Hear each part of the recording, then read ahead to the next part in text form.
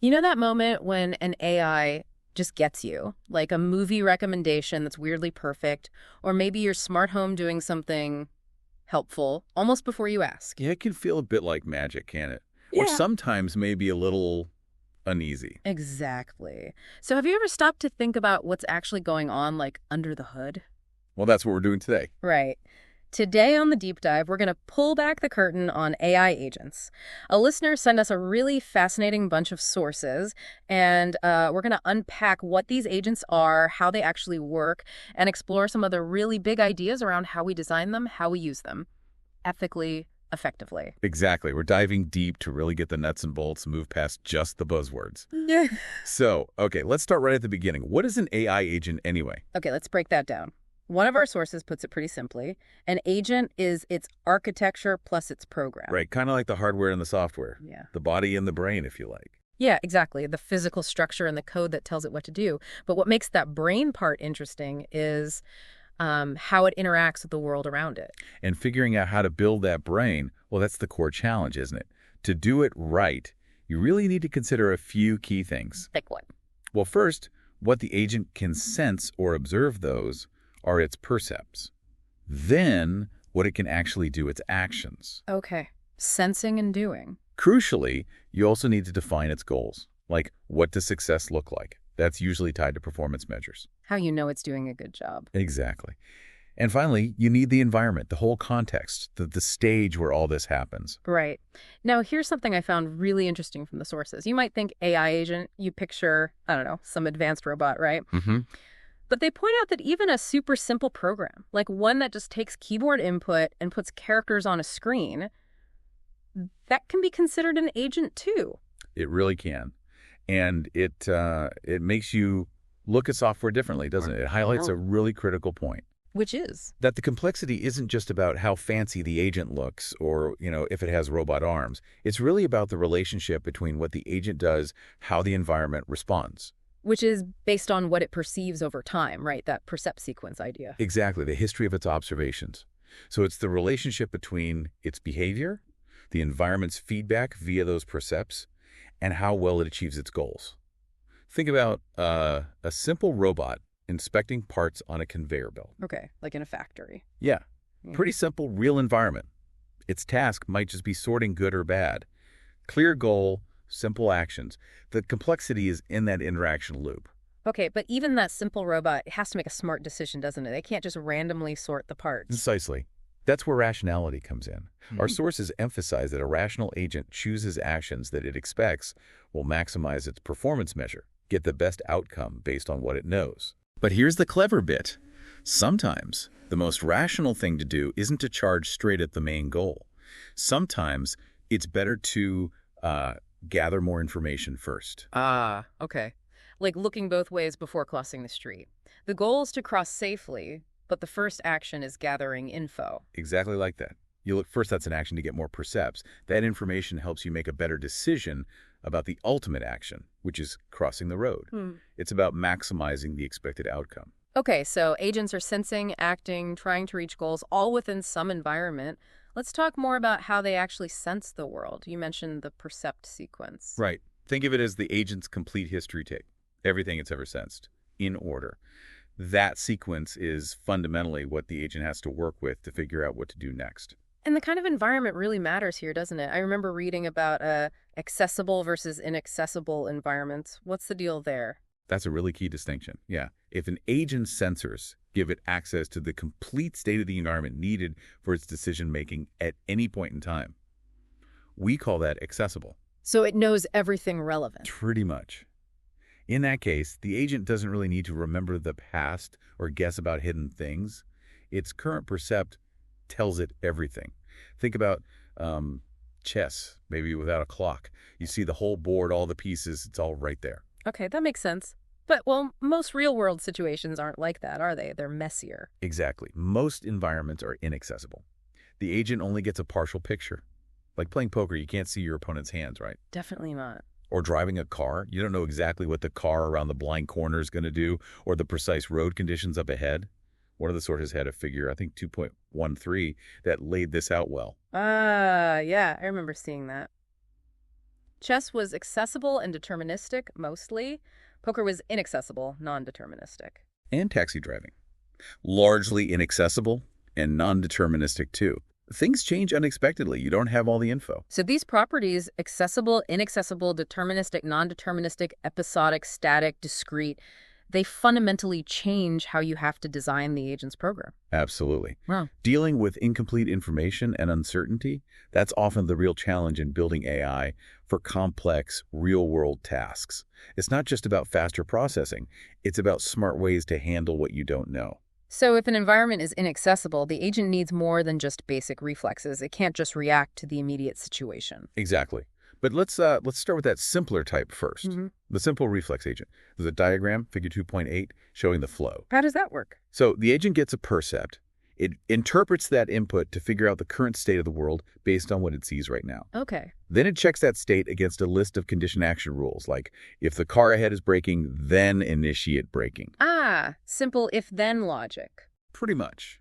If a rule's condition matches the current state, the agent performs the action associated with that rule. It's a direct mapping from percept to action. So very reactive. Very.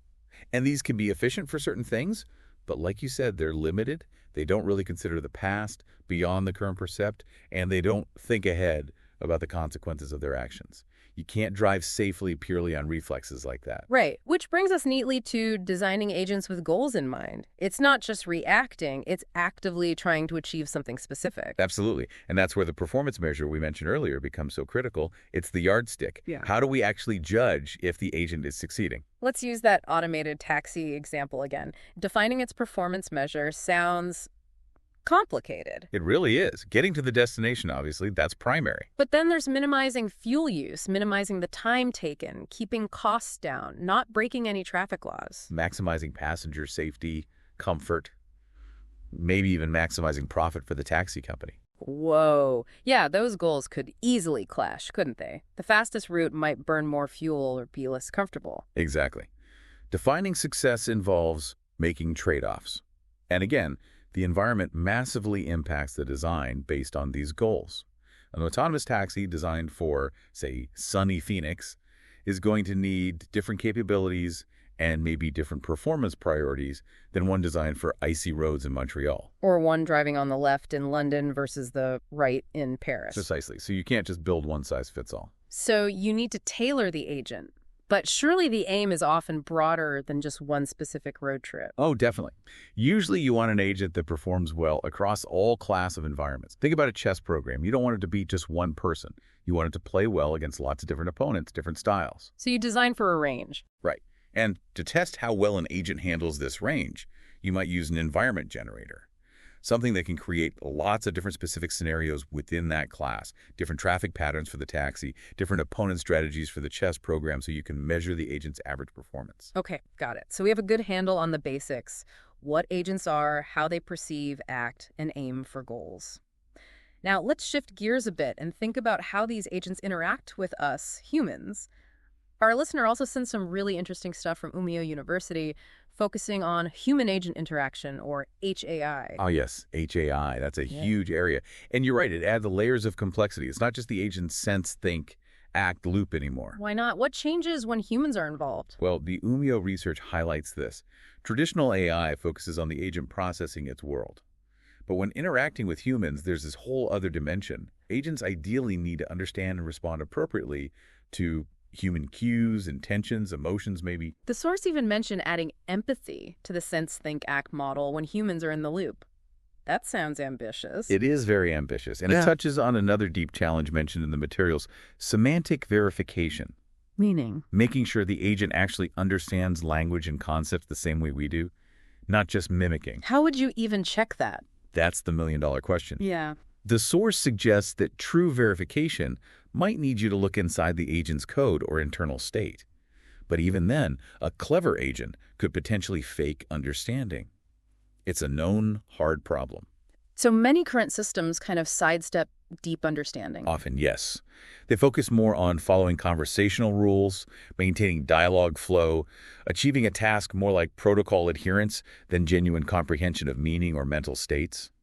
Verifying true mental states, especially when an agent might be trying to influence another's, is still very much a research frontier. Right. An agent could follow all the rules but still have hidden motive. And that leads straight into another fascinating, maybe slightly worrying bit from the Umio research.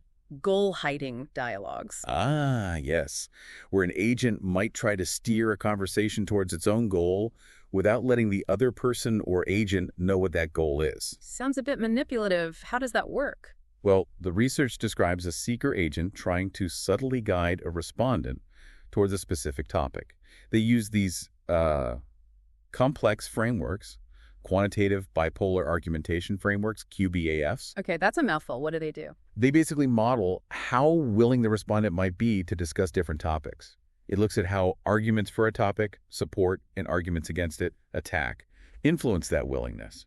And it's quantitative, so it tracks the strength of these feelings. So the seeker uses this model to figure out how to talk about related topics, to gently nudge the respondent towards being more open to the real goal topic. That's the idea. They also use something called belief topic dependency graphs to map out how different topics and beliefs are connected, to better predict how discussing one thing might affect feelings about another. Wow. So it's like conversational chess, trying to influence the other player's mindset without revealing your strategy. You could put it like that. It definitely raises ethical questions, doesn't it? About transparency and potential manipulation, even if the intent isn't necessarily malicious. Absolutely. Which brings us right to the need for verification and safety measures, especially in HAI. How do we make sure these interactions are safe and don't lead to bad outcomes? This is crucial. The research emphasizes using formal methods, mathematical and logical techniques to check the agent's behavior. They mention specific tools like action languages, CMT, I think it was, and logical systems like ASP. What do those do? They allow researchers to model how interactions might change an agent's or the human's mental state, like beliefs or emotions, and then formally prove certain properties. For instance, making sure an interaction doesn't accidentally cause distress, or that the agent behaves predictably. So rigorous checks under the hood. Yes. They also mention things like multi-context systems to model how multiple agents, each with their own beliefs and intentions, might reason about each other during an interaction. Sounds complex, but really necessary if these agents are going to be reliable. It is. And alongside these formal methods, we also need practical safeguards. Another source from devcontenttops.io talked about more hands-on guardrails. Like what kind of guardrails? Things like using rules-based filters to screen out harmful or inappropriate inputs or outputs, validating the AI's responses to make sure they make sense and are safe. Okay, filtering and checking. Makes sense. And also the concept of human in the loop. Ah, having a person ready to step in? Exactly. For situations the AI can't handle, or for decisions that are too high risk to leave entirely to the machine, it's about having fallback plans and human oversight. So it's really a combination: deep, formal verification where possible, and practical safety nets for real-world deployment. Precisely. Responsible development means thinking about safety and interaction at multiple levels. This has been, wow, a really comprehensive look at AI agents. Just to quickly recap, we started with the Basics Architecture Plus program, meeting percepts, actions, goals, and an environment. Right. And how the environment's properties, like being accessible or not, really shape the agent's design. We touched on simple reflex agents versus those needing goals and maybe memory. We talked about performance measures defining success, which can be tricky with conflicting goals, like our taxi example, and the need for agents to work across whole classes of environments. Then we shifted to human-agent interaction, the challenges of semantic verification does the AI really understand, and the potential for things like goal-hiding dialogues. Which underlined the absolute need for verification and safety, both formal methods and practical guardrails like filters and human oversight. Yeah, it's clear this connects fundamental AI theory with very real-world, practical, and ethical considerations about how we build and deploy these systems. So that leaves us with a big thought to chew on, doesn't it? As these AI agents get smarter, more capable, more woven into our lives, how do we actually ensure their intelligence serves us, serves human flourishing, and respects our values and our autonomy? And what role does transparency, really understanding or being able to understand how they work play in baiting that necessary trust and,